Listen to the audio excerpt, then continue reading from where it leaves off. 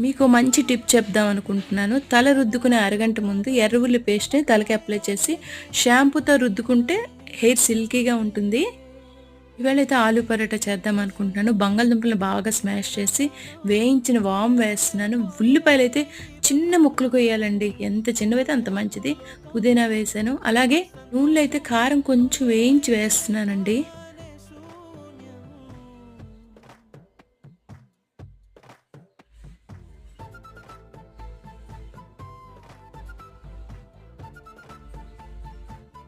చపాతీ ముద్ద చాలా ఈజీగా కలుపుకునే టిప్ ఒకటి ఉందండి.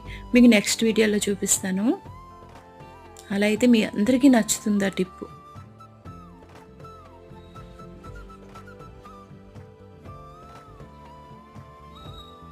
ఉల్లిపాయలు కూడా ఆయిల్లో వేపుకుంటేనే మంచిది. బట్ ఈసారి ఇలా చేశాను.